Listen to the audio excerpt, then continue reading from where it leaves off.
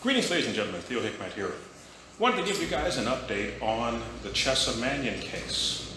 I know there's been a lot that has been said concerning the Chessa Manion case, and I wanted to take an opportunity today to put together a more extensive understanding of the case, because there's been some very interesting turn of events in this case. There's been a lot of people who've made videos, posted things online, said all kinds of things concerning Chessa and the events of the case. The problem is, they never waited for the evidence to come out.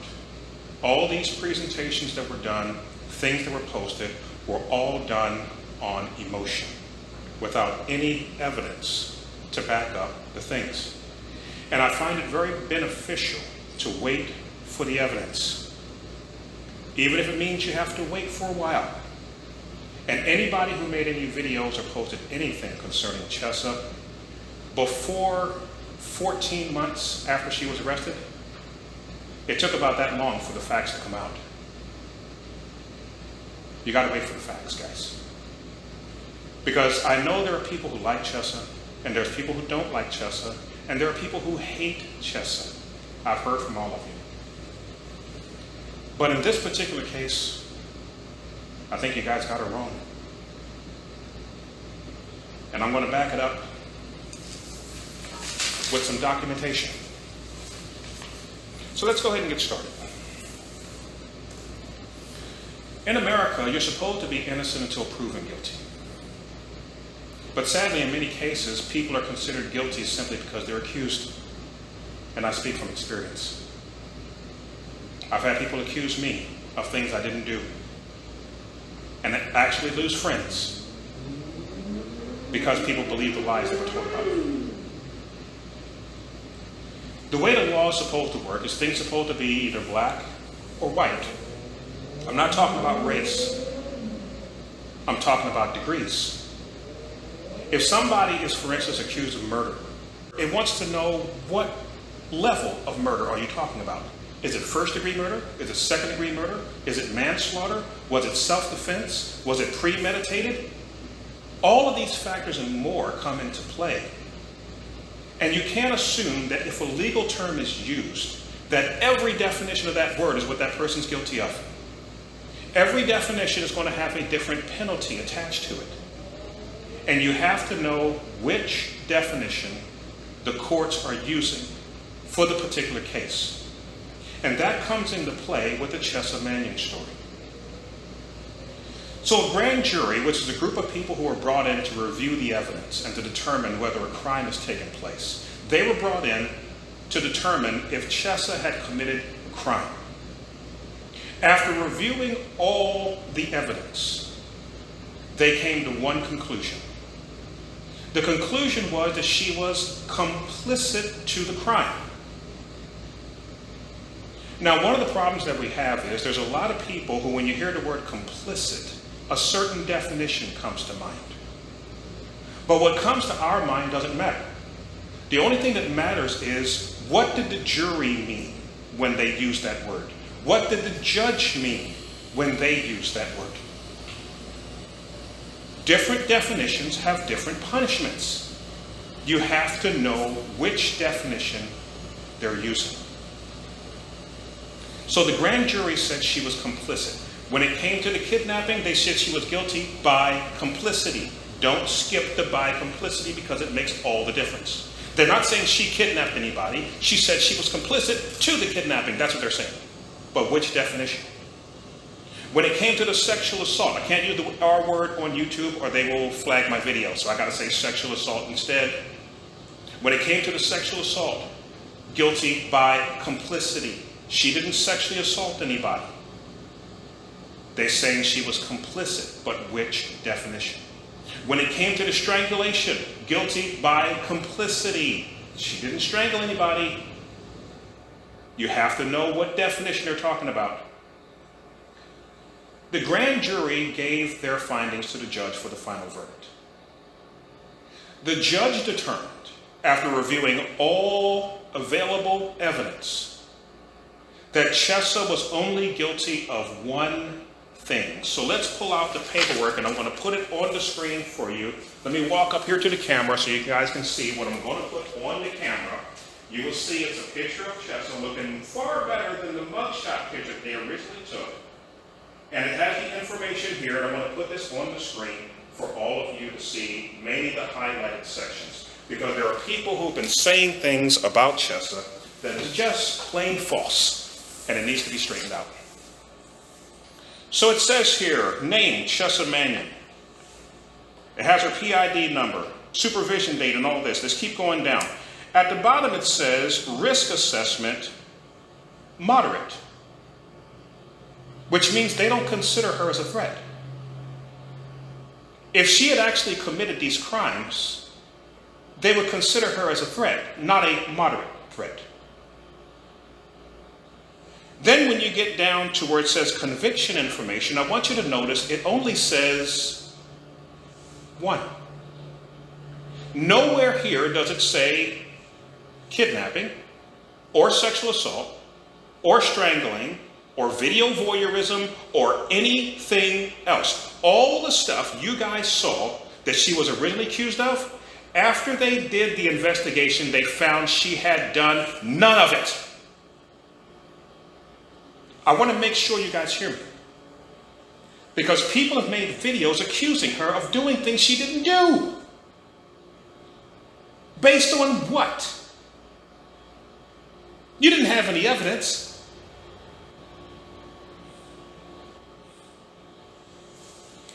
According to the judge, she was only accused of one thing: wanton endangerment, first degree. That's all it says. What's wanton endangerment? A basic definition of wanton endangerment is you're at the scene of the crime, you had a legal obligation to try to stop the crime, and you didn't stop the crime.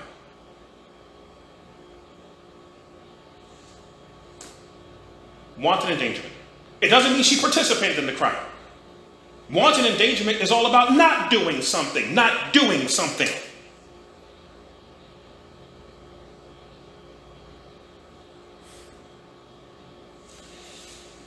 So the grand jury said she's complicit. The judge said it's wanton endangerment. So now you go to the law. Is there a definition of complicit that means you were at the scene of the crime and didn't stop the crime? If so, that will determine what the punishment's going to be. Now, definition number 1. I don't have my definitions here in front of me. I left the paper, so I'm going to try to do it from memory. So don't get mad at me if I bungle up. But I'm going to give you the basics. Definition number 1 is solicits, commands, or engages in a conspiracy with such other persons to commit the offense. Chessa was never accused by the judge or the grand jury of participating in this crime.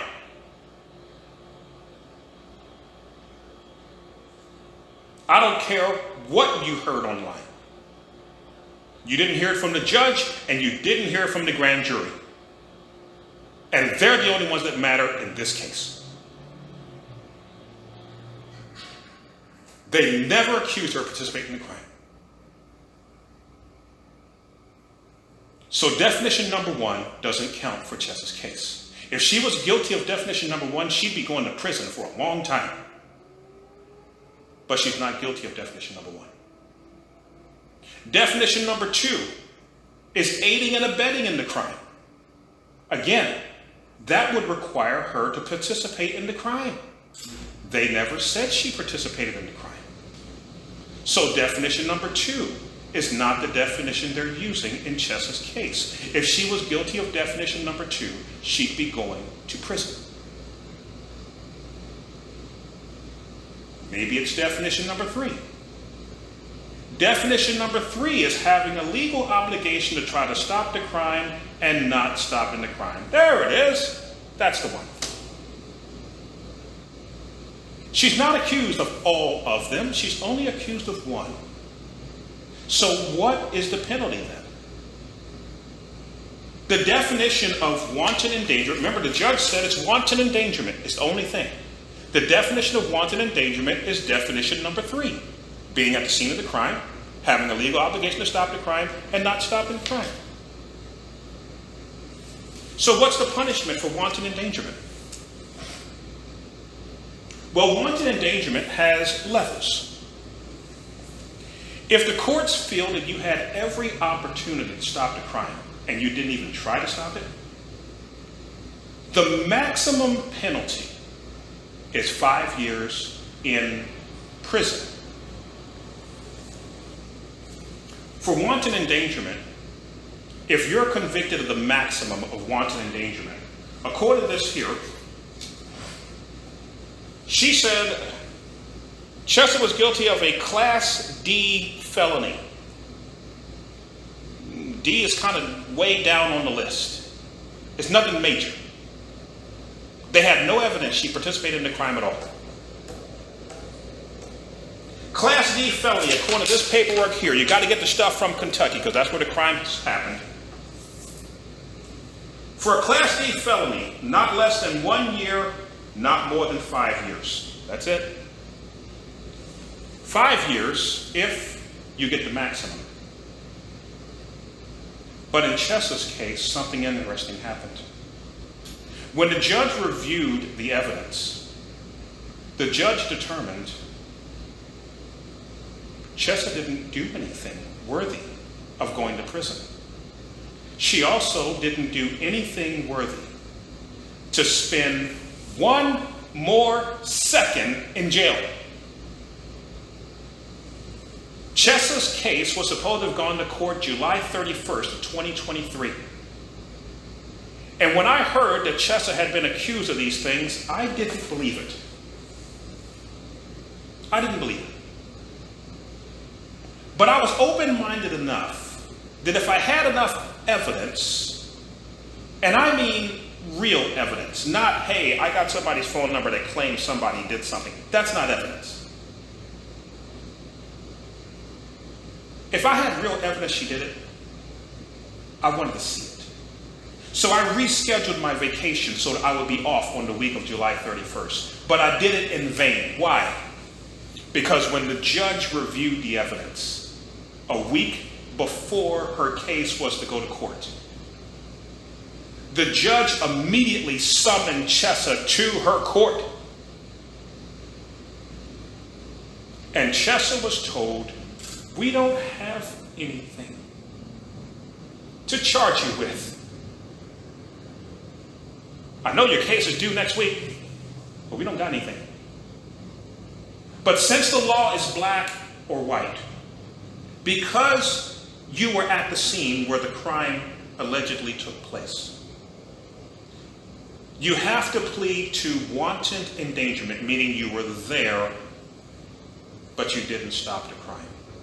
Once you confess or plead whatever to that minor Class D felony with a minor penalty,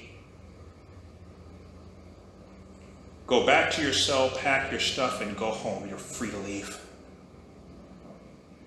We got nothing on you. I regret that it took 14 months for them to figure it out. Because Chessa's name, her brand, her reputation, and everything else has basically been destroyed by this. Now, people wonder, what do I have to do with this? Why did I get involved?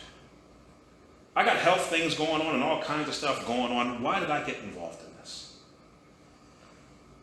Well, it's real simple. I know how it feels to be falsely accused. And I mean falsely accused of committing crimes that have put people in prison. I know how it feels to lose a dear friend because she believed the lies that were told about me. And when Chessa was accused, I was not going to sit here and say, I believe the accuser. I stayed in touch with her while she was in jail. Did you? Or did you just throw her overboard?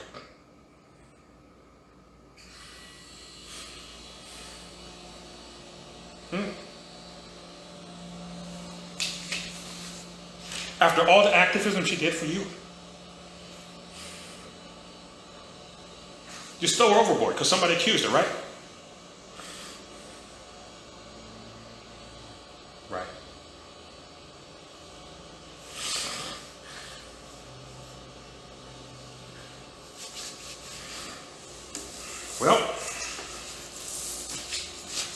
Chessa's been out of jail now since the middle of July.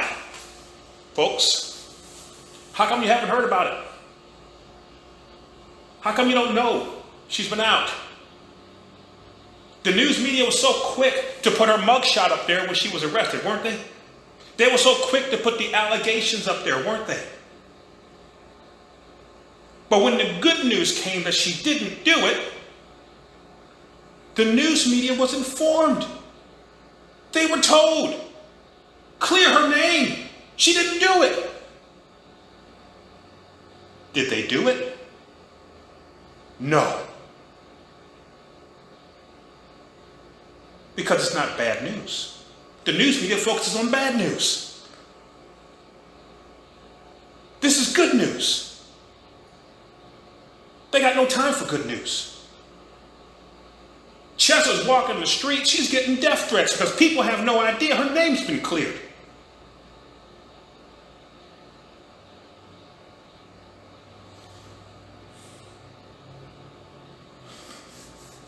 It's frustrating.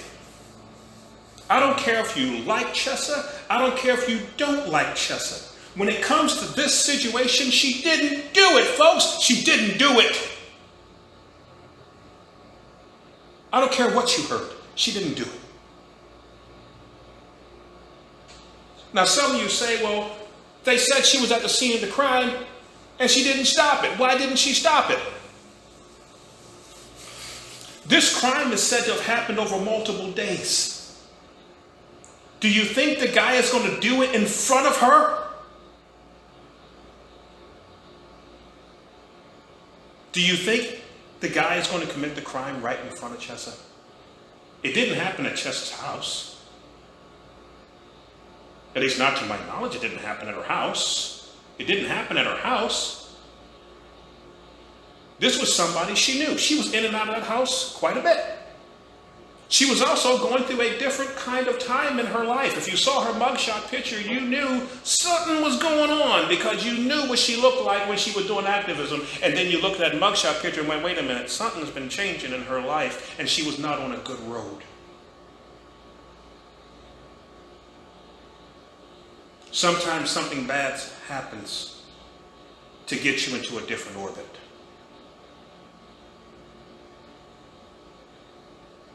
Perhaps she didn't stop the crime because she wasn't there when it happened.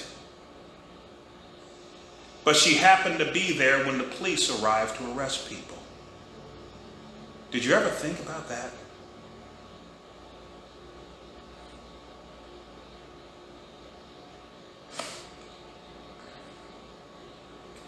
Now, you might ask, how do I know she's free? How do I know she's free? How do I know she's actually walking the street and not in jail? I like to deal with evidence and rock solid evidence as best I can. And I'm going to give you the best evidence I can give you.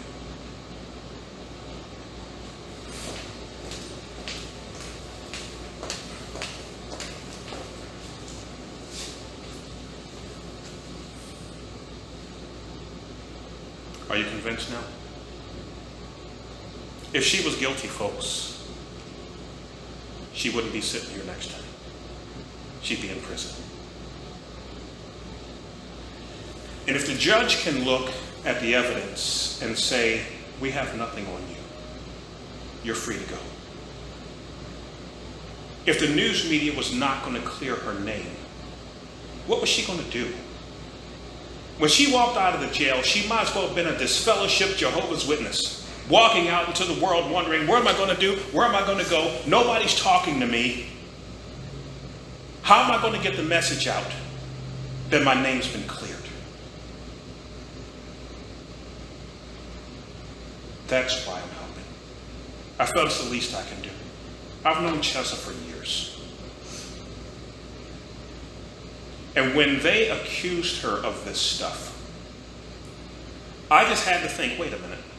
You mean to tell me that a woman with no prior criminal history, no history of being violent toward people, I'm supposed to believe that overnight she became a kidnapping, sodomizing, sexually assaulting, strangling video voyeurist with no provocation? I'm supposed to swallow that, right? I'm supposed to believe that. They didn't have any evidence, and they had to let it go. If they're willing to admit the facts that she didn't do anything, is the XJW community going to be willing to go, hey, we were wrong about you, Chessa. We're sorry. Welcome back to the fold. And I want to say this too. For those of you who made videos and posted things online attacking Chessa, claiming she aided and abetted, claiming she helped the guy, claiming that she's a perp and all this stuff. Look, you've got an integrity test coming. Because when you post videos and stuff, people believe the stuff you say.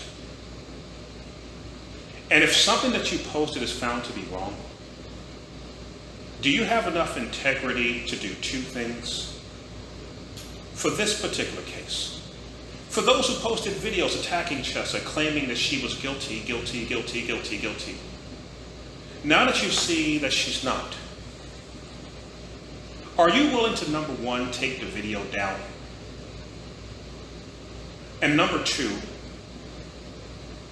are you willing to post a new video apologizing and setting the record straight? Because Chessa's trying to find a job. She's trying to get back on her feet. She's lost 14 months of her life. She's never getting back. The job is gone. All the stuff's gone. Now that she tried to find a job, she fills out an application. The potential employer goes online, types in her name, and what's popping up? The mug shots, they're still up there. The allegations, the false allegations now, still up there. And YouTube videos and stuff attacking Chessa is still up there. And these potential employers have no idea that it's false information. Would you guys please take the stuff down? And if you know anybody that's posted stuff, tell them to watch this video and get the facts about what happened. Now I'm going to take a moment and step aside, and I'm going to let Chessa say a few things because I'm sure she's got a lot to say. It's been close to 15 months now.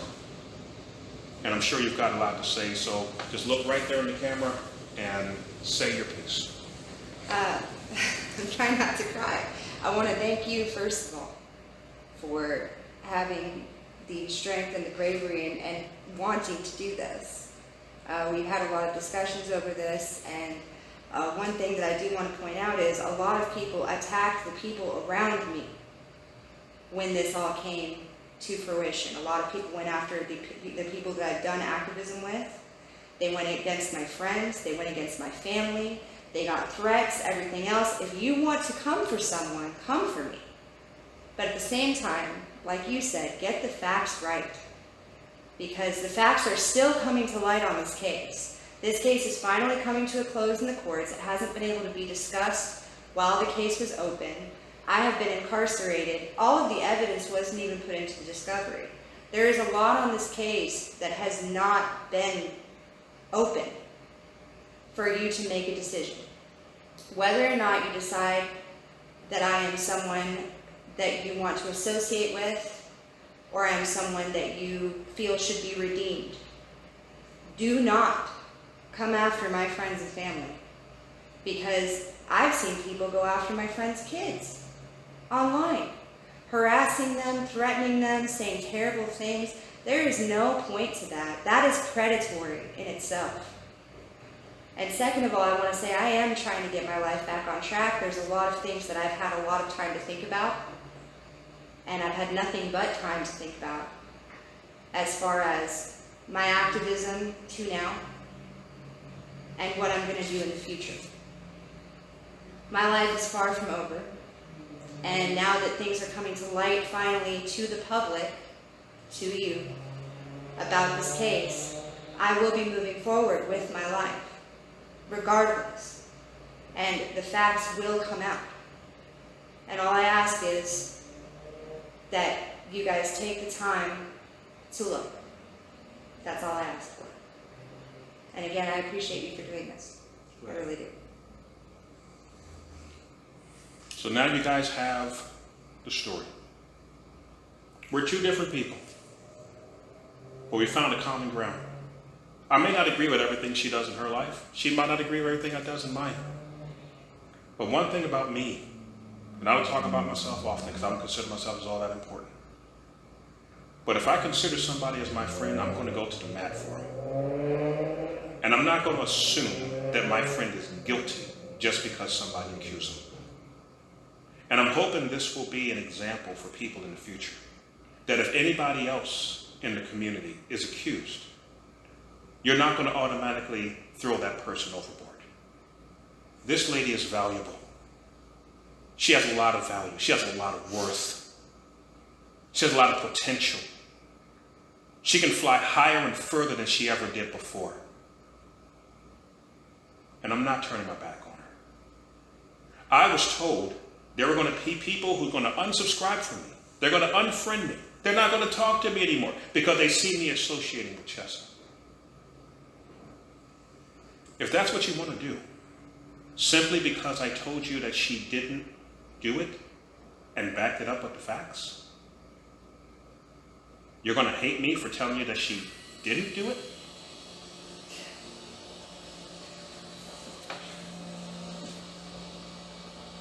You're going to hate me because I told you that she didn't do it. The sad part about it is I know there are people out there that wish that she did just so she can go to prison because they hate her that much. But I don't hate her. She's my friend. So that does it here for the Chessa Manion story. And I want to say also, in putting together this video, my heart does go out for the other lady that was involved in this whole thing. Hopefully, in the end, the full story about all of it comes out. But when it comes down to what we have now with all the evidence, Chessa's role in the whole thing, she doesn't have a role in this story. That's why she's sitting right here. She was falsely accused. She doesn't have a role in this story. So that's the video, guys. That's the video. I'm hoping that this will open doors to be able to help Chessa get back on her feet. And is there a way people can reach you? I believe that my former YouTube channel is still up. You guys can find it there. I'll have him leave a link in the description below. Other than that, I have been mostly off of social media. But if you want, just look into his description and I'll leave ways that you can contact me if you're interested. And as I mentioned, she is trying to find a job. She is trying to get on her feet. But if any of you have ever been in jail before, you know, trying to find a job after getting out of jail is not really the easiest thing. And you haven't been making any money while you were in jail. So if there's anybody out there that is interested in sending you some cash, DiBiase money to help out, how can they help you there? I'll leave you with my CASHAPP. They can send money to my CASHAPP if you want. You don't have to, really. But it has been hard to keep the lights on with all this. It really has. So anybody wants to help out, look down in the description section. You'll see how to help Chessa out. Do what you can if you want. Anybody who hates me because of this, it's okay. I'm not going to hate you back. And I'll still be here if you ever want to talk to me. And you know where I'll be? Where I always am. Down the road. I'll see you guys down the road. Not everybody.